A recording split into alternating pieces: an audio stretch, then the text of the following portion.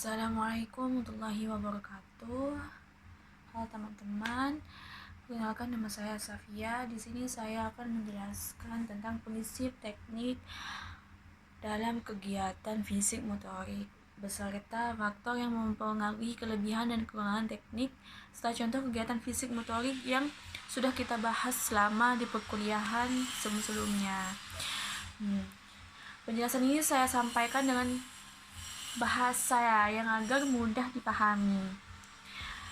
Nah, pertama-tama kita perlu memahami bahwa kegiatan fisik motorik itu adalah aktivitas yang bertujuan membantu anak mengembangkan gerakan tubuhnya atau baik motorik kasar maupun motorik halus. Nah, dalam praktiknya, kegiatan motorik bukan hanya soal bergerak saja, tetapi juga bagaimana kita sebagai pendidik harus membimbing anak agar bergerak dengan cara yang benar, seperti kayak bergerak yang benar, aman, dan sesuai dengan perkembangan mereka.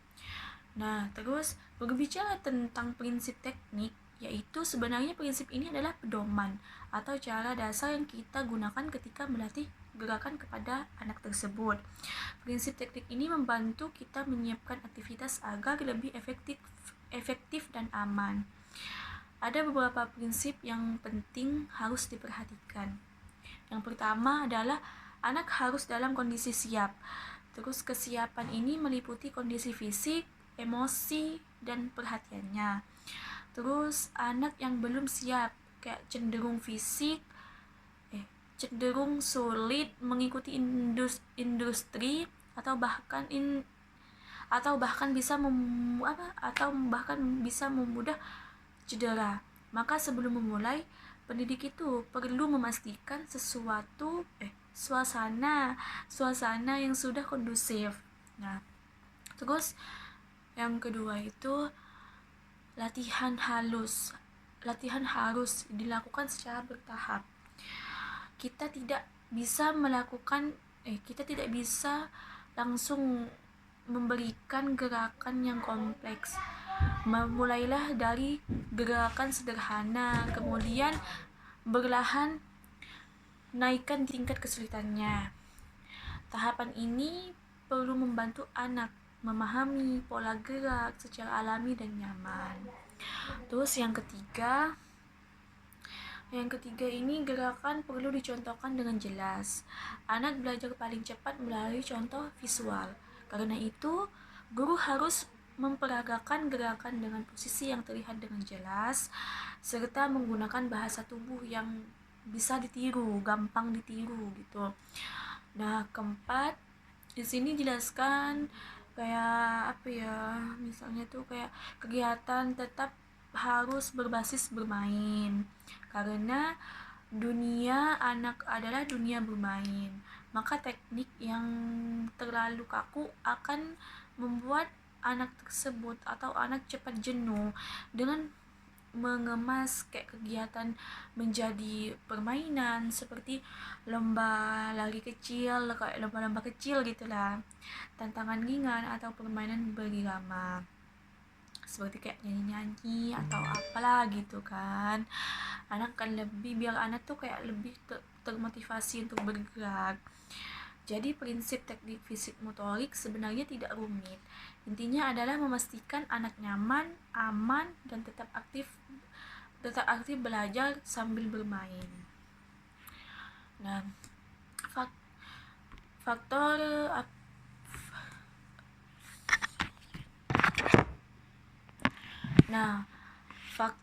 selanjutnya itu faktor yang mempengaruhi teknik. Nah, selanjutnya adalah faktor yang mempengaruhi teknik keberhasilan penerapan teknik dalam kegiatan fisik motorik. Nah, yang pertama itu adalah usia anak. Usia anak itu adalah menentukan kemampuan fisik, tingkat koordinasi serta tantangan atau perhatiannya. Anak di usia 4 tahun itu belum tentu atau berbeda kemampuannya dengan anak yang usianya 6 tahun. Nah, yang kedua adalah lingkungan. Lingkungan belajar adalah kayak lingkungan ruang harus bergerak bermain gitu kan, terus cukup luas, tidak licin, serta minim gangguan dari yang mengganggu lah mereka gitu. Lingkungan yang nyaman mendukung anak untuk bergerak lebih cepat atau lebih leluasa. Nah, yang ketiga ini adalah alat atau media. Yang digunakan alat yang sesuai akan membantu anak memahami gerakan, misalnya bola yang ringan, lintangan yang tidak terlalu tinggi, atau garis pijakan yang sangat jelas gitu. Terus yang keempat, minat minat minat dan motivasi anak adalah anak-anak yang tertarik pada kegiatannya kayak cenderung lebih aktif mengikuti instruksi. Terus kemampuan guru dalam mencontohkan gerakan, guru yang menguasai teknik akan lebih mudah mengajarkan dan memperbaiki posisi tubuh anak. Terus yang terakhir, kondisi fisik. Kondisi fisik itu adalah kondisi fisik anak saat itu. Anak yang sedang kayak lelah atau kurang sehat mungkin tidak bisa melakukan gerakan tersebut.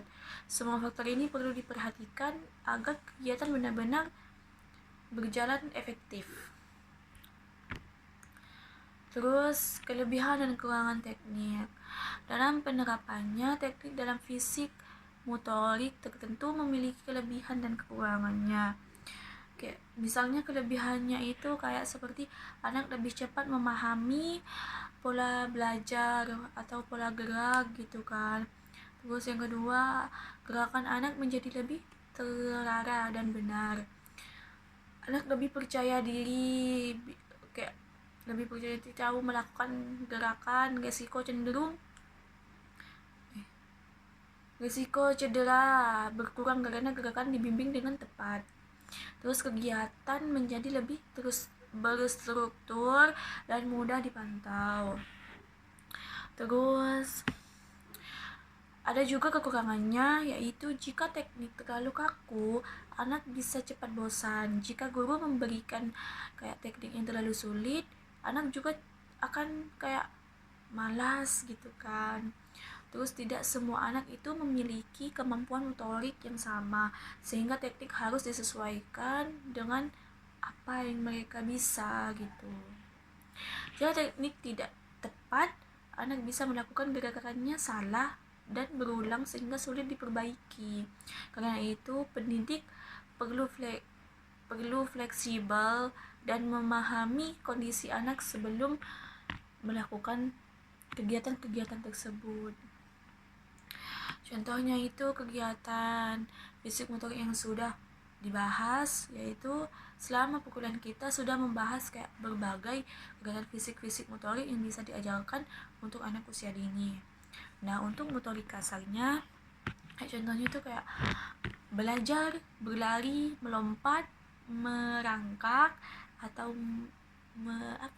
kayak bahasanya lempar-lempar bola gitu, atau senam irama kayak musik kayak senyum-senyum gitu lah, senyum-senyum anak kecil kan.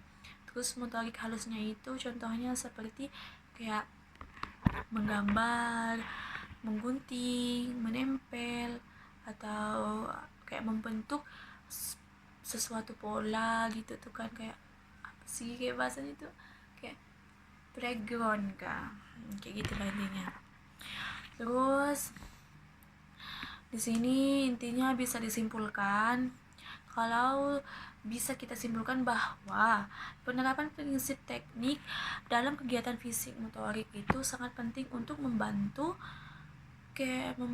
anak berkembang secara optimal dengan memerhatikan kesiapan anak, terus kayak melakukan latihan bertahap, memberikan contoh yang jelas, melakukan pergaulan, dan tetap memasukkan unsur bermain. Proses pembelajaran akan menjadi lebih menyenangkan dan aman bagi anak-anak tersebut. Demikian penjelasan dari saya, semoga bermanfaat dan bisa dipahami dengan baik. Terima kasih. Wassalamualaikum warahmatullahi wabarakatuh. Halo teman-teman, sebelum kita mewarnai, kita sedia begini ya, sama ini.